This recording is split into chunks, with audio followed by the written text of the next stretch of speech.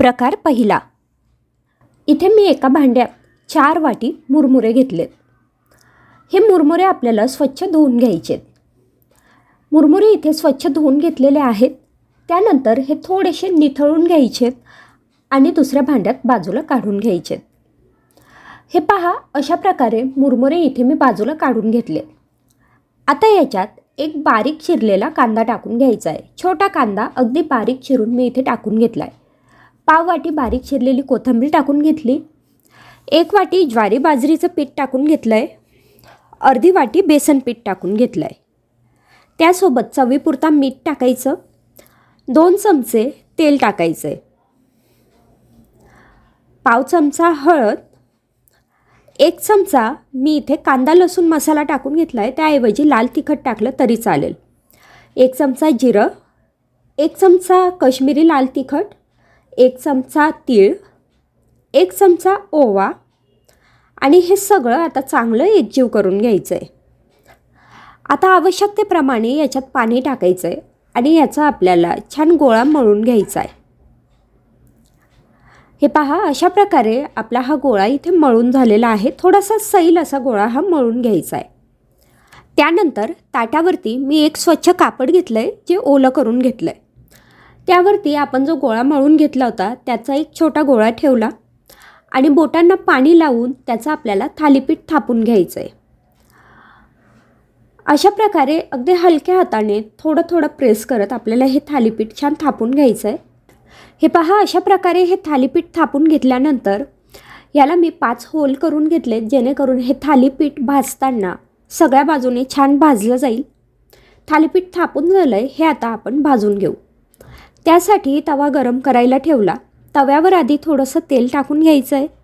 तव्यावर तेल पसरून घेतल्यानंतर त्यावरती हे थालीपीठ टाकायचं आहे. आता हे थालीपीठ आपल्याला दोन्ही बाजूने छान खमंग असं भाजून घ्यायचं आहे. आपण थालीपीठाला जे होल करून घेतले होते त्यात थोडं थोडं तेल सोडायचं, म्हणजे छान सगळ्या बाजूने हे थालीपीठ खमंग असं भाजलं जाईल. आता एका बाजूने थालीपीठ थोडंसं भाजून झालं की त्याला पलटून घ्यायचं आहे आणि दुसऱ्या बाजूने सुद्धा छान खमंग असं भाजून घ्यायचं आहे. मध्यम गॅसवरती हे थालीपीठ भाजायचं, म्हणजे अगदी छान खरपूस भाजलं जातं आणि मुरमुरे टाकलेत त्यामुळे खूप छान खरपूस थालीपीठ आपलं तयार होतं. तर अशा प्रकारे मुरमुऱ्यांचं हे थालीपीठ इथे तयार झालेलं आहे.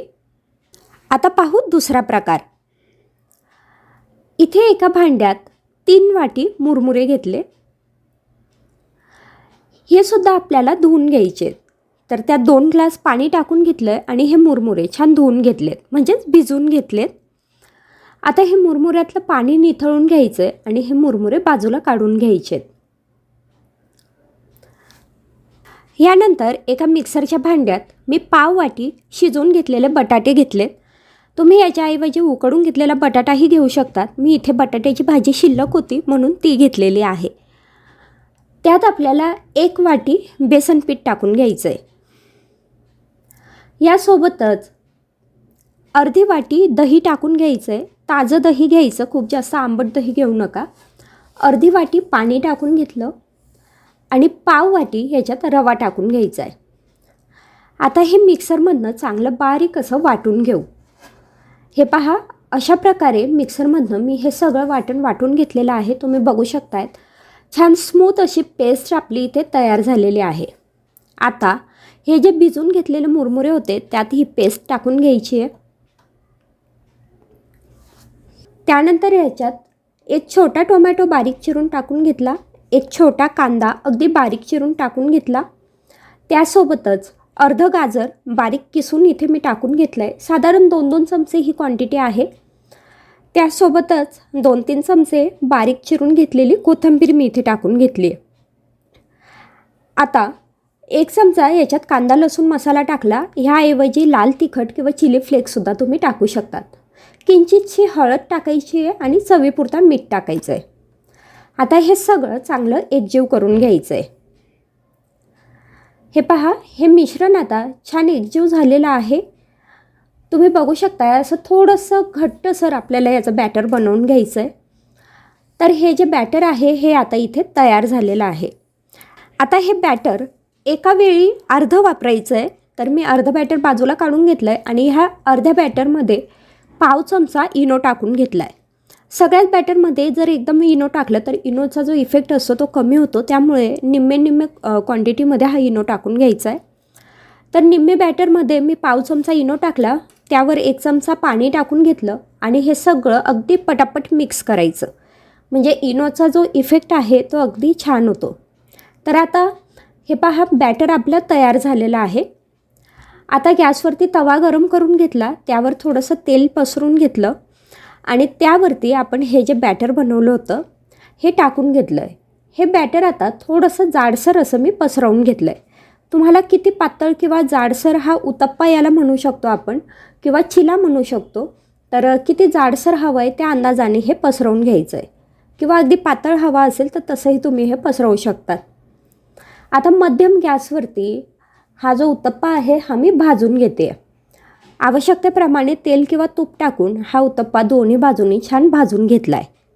तसंच ह्याच बॅटरपासून तुम्ही आप्पेसुद्धा बनवू शकतात.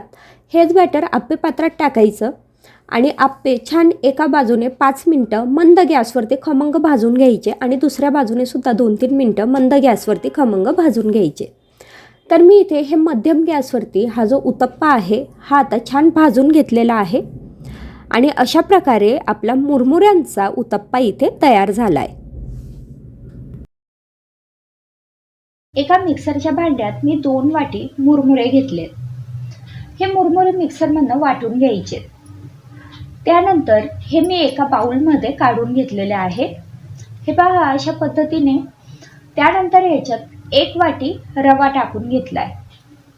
ह्यातच आपल्याला 1 वाटी फ्रेश दही टाकून घ्यायचं आहे. खूप जास्त आंबट दही घेऊ नका, जे नॉर्मल आपलं ताजं दही असतं ते वापरा.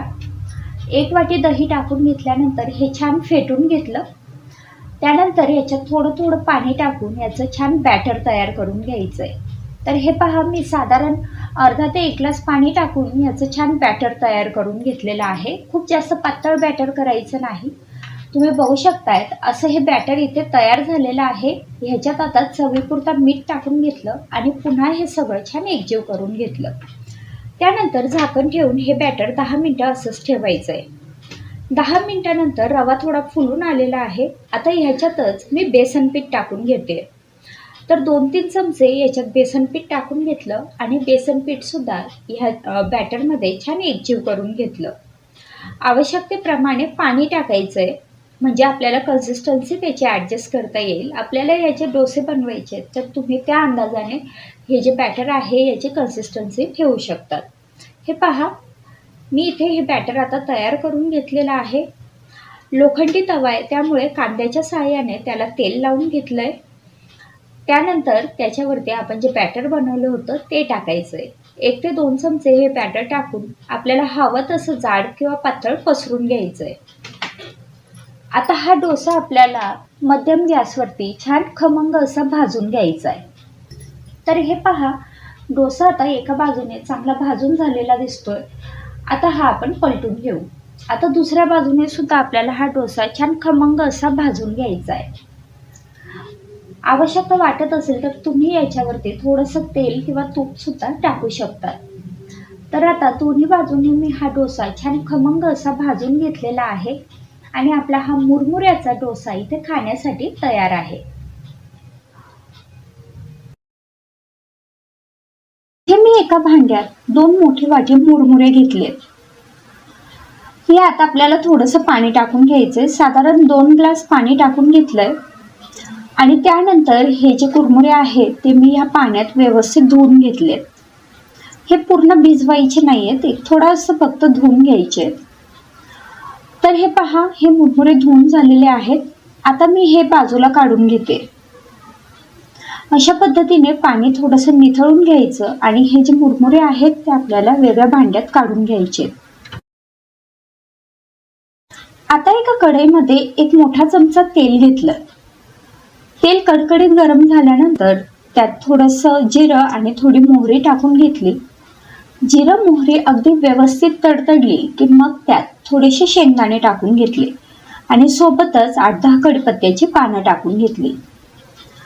हे शेंगदाणे या तेलामध्ये व्यवस्थित खरपूस तळून घ्यायचे. यातच मी एक हिरवी मिरची बारीक चिरून टाकून घेतलेली आहे. हिरवी मिरची तुम्ही तुमच्या अंदाजाने वापरू शकतात. आता ह्याच तेलात आपल्याला अगदी 1 चमचा फुटाणा डाळ टाकायची आहे. फुटाणा डाळ किंवा काही लोक त्याला पंढरपुरी डाळ म्हणतात किंवा डाळ्या म्हणतात, तर ते टाकून घेतलेत. आणि त्यासोबतच एक मोठा कांदा बारीक चिरून मी इथे टाकून घेतलाय. आता हा कांदा आपल्याला सोनेरी रंगावरती या तेलात छान परतून घ्यायचा आहे.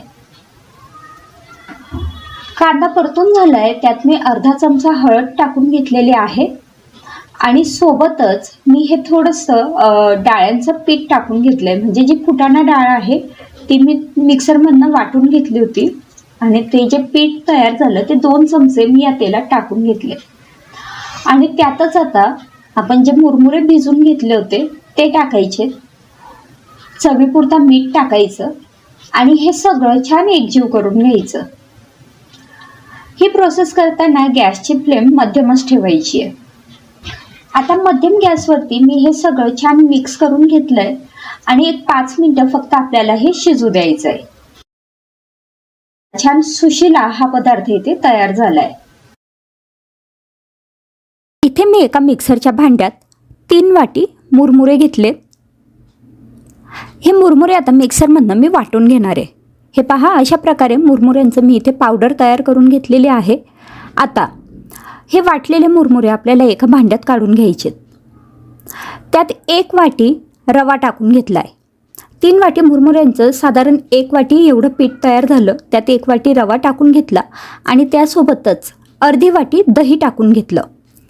जर दही आंबट असेल तर अर्धी वाटी वापरा आणि जर ताजं दही असेल तर पाऊण ते 1 वाटी वापरलं तरी चालेल. आता यात थोडं थोडं पाणी टाकायचं आणि हे सगळं चांगलं एकजीव करून घ्यायचं. हे पहा, आवश्यकतेप्रमाणे पाणी टाकून मी याचं असं बॅटर बनवून घेतलं आहे. जसं आपलं इडलीच्या पिठासाठीचं बॅटर असतं ना, अगदी तसं आपल्याला बॅटर याचं बनवून घ्यायचं आहे. यात गुठळ्या असायला नको.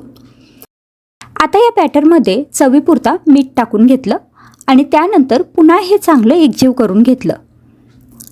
आता हे आपल्याला 10 ते 15 मिनटं झाकून ठेवायचं आहे, जेणेकरून आपण ह्यात रवा वापरला आहे तो रवा छान फुलून येईल. तर साधारण 15 मिनटं झाकून ठेवल्यानंतर हे पहा, बॅटर थोडंसं घट्ट झालं. त्यामुळे मी यात पुन्हा थोडं पाणी टाकून हे छान फेटून घेतलं.